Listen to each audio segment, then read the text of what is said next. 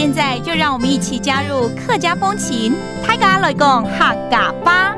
One thing the Hakka people are best known for is their colorful dyed fabrics. The most famous of these is indigo dyeing with plant-based dyes.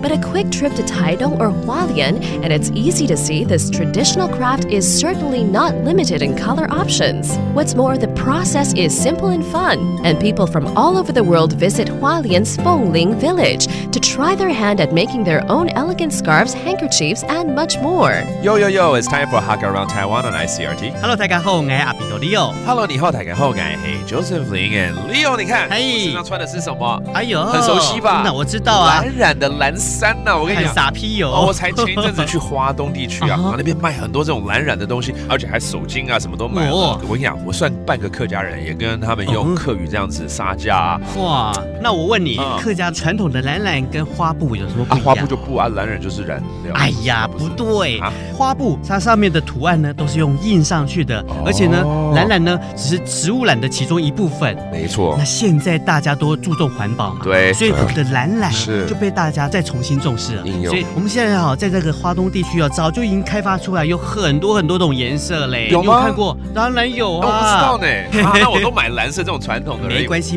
为什么会有别的颜色？它是用别的，应该是天然的东西来。对，不一样的植物，它们有不一样的颜色哦。所以像我们平常泡茶用的茶蜜，那个茶汁也是可以来染色啊。榕树叶它萃取出来的那个颜料也是可以来染色。还有一种洋葱开葱条，对，洋葱皮也是可以来当染色就对了。对，这么的缤纷哦。那当然了，法拉必宝嘞。法拉必宝，客家话讲到五颜六色，我们就可以讲法拉必宝。可恶，那我要赶快回去再买几个不一样颜色的了。哎呀，没关系。其实你也不用伤心啊，你这件衣服已经不错了。多洗几次其实它会有那个渐层的感觉出现了，会慢慢有不一样的蓝色出来。对啊。